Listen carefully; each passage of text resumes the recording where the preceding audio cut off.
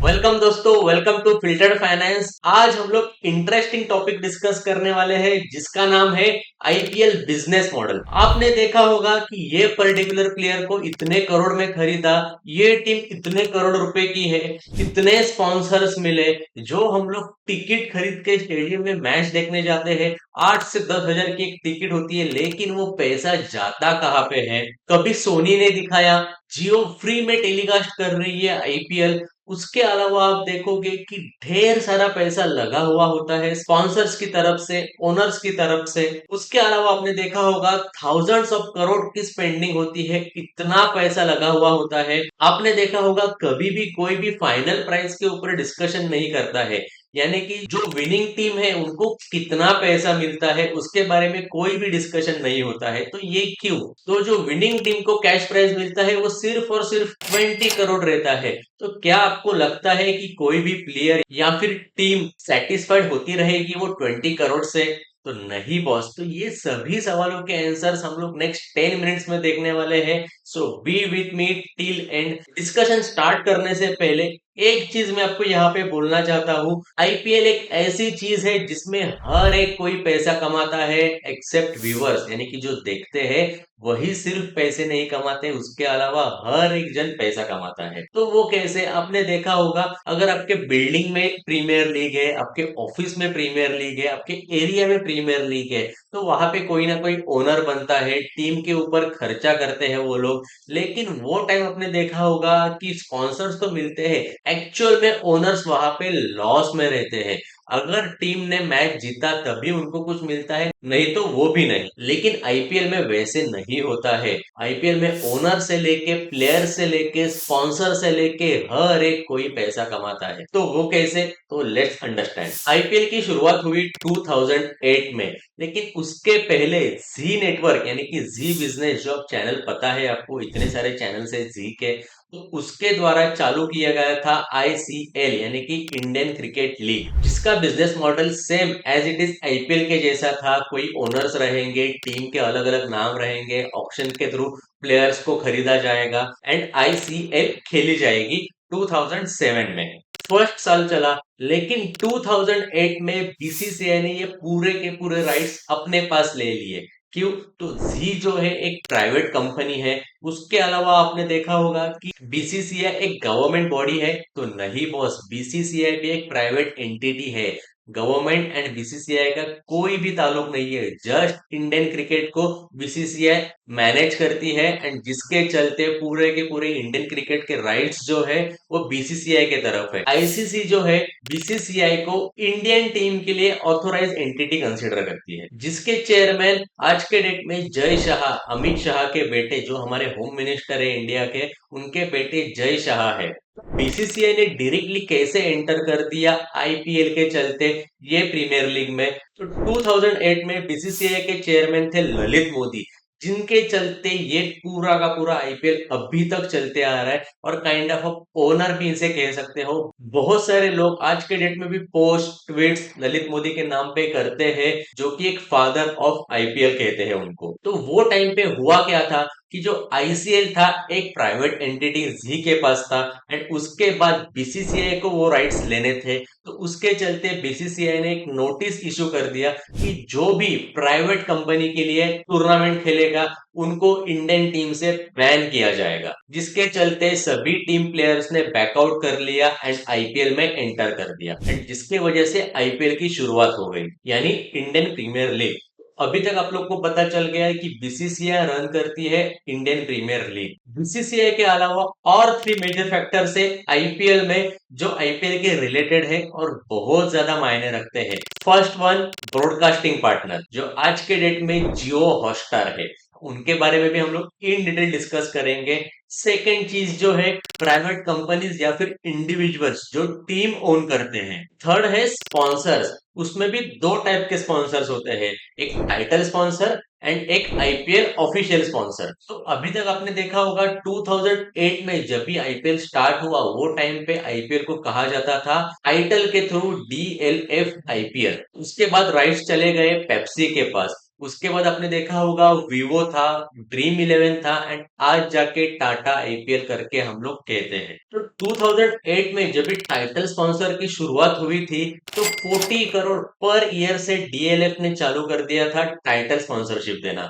उसके बाद पेप्सी ने टेक ओवर कर दिया 79 करोड़ तक। उसके बाद विवो ने एंटर कर दिया और टाइटल स्पॉन्सरशिप दे दिया 100 करोड़ के आसपास। लेकिन 2020 में आपने देखा होगा कि इंडिया चाइना के क्लैशेस के वजह से विवो थोड़ा सा बैकफुट पे चला गया था, एंड वो टाइम पे एंटर किया था ड्रीम इलेवन में। एंड 2021 में फिर से विवो ने एंटर किया था 440 करोड़ के साथ टाइटल स्पॉन्सरशिप। लेकिन आप लोग 2023 से देखते आ रहे हो कि ये 330 करोड़ के साथ टाटा ने पूरे के पूरे राइट्स टेक ओवर कर दिए हैं, एंड ये अभी तक चलता आ रहा है। तो टाइटल स्पॉन्सर से जितना भी पैसा आता है 50% बीसीसीआई खुद के पास रखती है एंड 50% टीम्स में डिस्ट्रीब्यूट करती है, यानी कि टीम ओनर्स के साथ। ये तो हो गया टाइटल स्पॉन्सर के बारे में। उसके अलावा आईपीएल में ऑफिशियल स्पॉन्सर्स भी रहते हैं। आपने देखे होंगे कि ये Dream Eleven, My Eleven Circle, CEAT tyres, crate,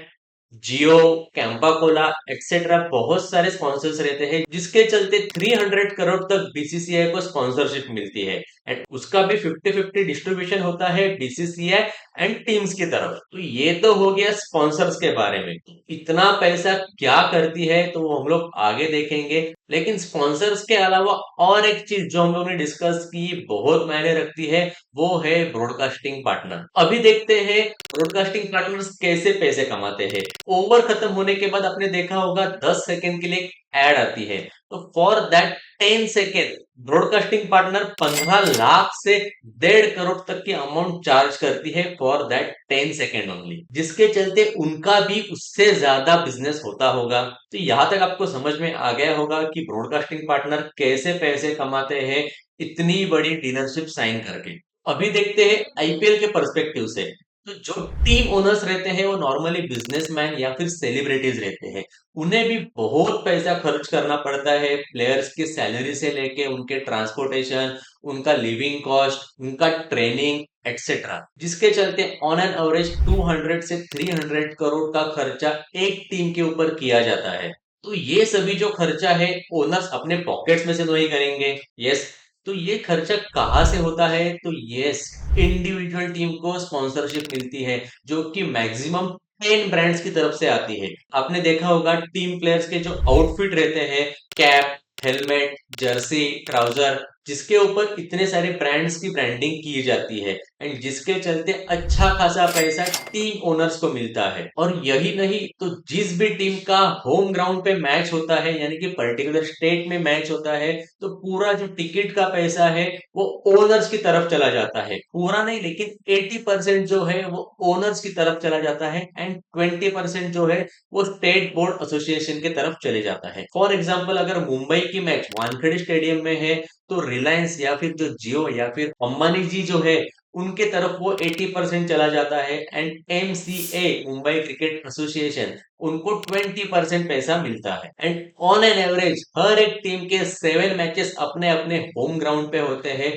जिसके चलते हर एक मैच के पीछे टिकट सेलिंग से 5 to 6 करोड़ का बिजनेस आता है। एंड यही नहीं तो टीम ओनर्स जो है वो मर्केंडाइज सेल करके भी पैसे कमाते हैं। यानी कि अगर एमआई यानी कि मुंबई इंडियंस की गोल्ड मेंबरशिप होती है, जिसके चलते प्लेयर्स को फ्लैग मिलता है, जर्सी मिलती है, और कुछ अलग अलग किचन या फिर मोबाइल कवर, तो डिफरेंट डिफरेंट चीजें मिलती है, वो सेल करके भी ओनर्स पैसे कमाते हैं। अब भी बात करते हैं विनिंग टीम के कैश प्राइस की। जैसे मैंने पहले बताया कि 20 करोड़ विनिंग टीम को कैश प्राइस मिलता है, जिसका हाफ अमाउंट जो है वो ओनर्स की तरफ जाता है, एंड हाफ अमाउंट जो है वो प्लेयर्स की तरफ आता है, जो प्लेयर्स में इक्वली डिस्ट्रीब्यूट भी होता है। यही नहीं तो जो प्लेयर्स के लिए ऑक्शन में पैसे लगाते हैं उसका भी 50% जो है वो प्लेयर्स को पे किया जाता है। अभी भी आपके मन में एक डाउट रहेगा कि ओनर्स को 200 से 300 करोड़ का एक्सपेंडिचर रहता है, तो स्पॉन्सर्स की तरफ से इतना पैसा, बीसीसीआई की तरफ से इतना पैसा,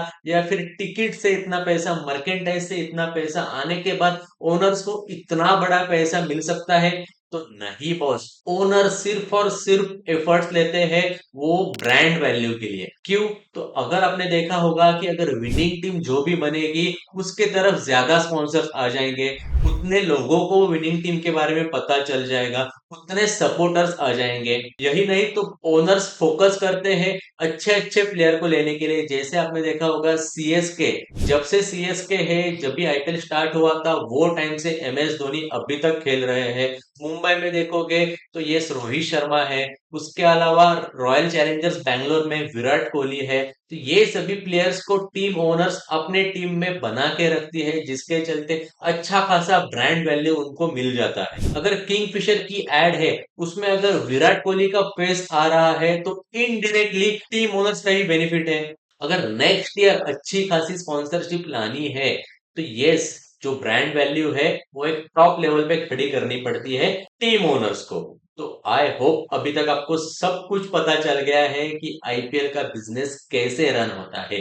इतना पैसा तो आता है, एंड बीसीसीआई सबसे रिचेस्ट क्रिकेट एसोसिएशन है इंडिया का जो है वो, उनके पास भी ढेर सारा पैसा है, एंड आईपीएल रन करती है बीसीसीआई। सो आई होप आपको यहाँ तक पता चल गया है, एंड वीडियो पसंद आया तो डेफिनेटली लाइक करना, एंड जो भी आपके आईपीएल के व्यूअर्स हैं उनके साथ ये वीडियो डेफिनेटली शेयर करना, ताकि उनको भी पता चले कि रियल में पैसा कौन कमाता है। अपने टीयर 2 या फिर टीयर 3 का मैंने एनालिसिस किया था, जिसमें ज्यादा व्यूअर्स है, लोगों को चैन नहीं आता है। रात में अगर एंटरटेनमेंट चाहिए तो पूरा 3 to 4 आवर्स आईपीएल देखते हैं वो लोग, लेकिन एंड में मिलता क्या है? इसलिए मैंने स्टार्ट में ही कहा था कि जो पैसे कमाते हैं वो सिर्फ और सिर्फ आईपीएल के ओनर्स, प्लेयर्स, या फिर आप कहोगे जो आईपीएल में एक्चुअली इन्वॉल्व है।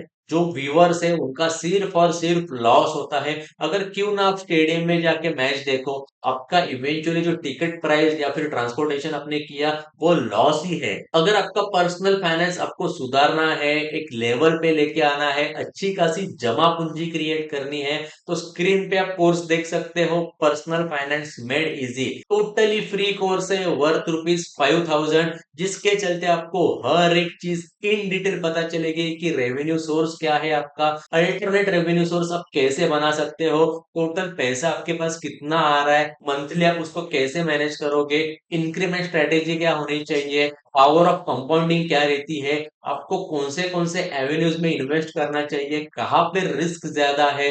तो ये सभी चीजें आपको इन डिटेल पता चलेगी ये कोर्स में। तो डेफिनेटली जाके एनरोल करना free of cost. And thank you so much दोस्तों, अभी तक अपने चैनल को सब्सक्राइब नहीं किया है तो पहले सब्सक्राइब कीजिए एंड बेल बटन हिट करना, ताकि हर एक वीडियो का नोटिफिकेशन आपको पहले आ जाए। Thank you so much.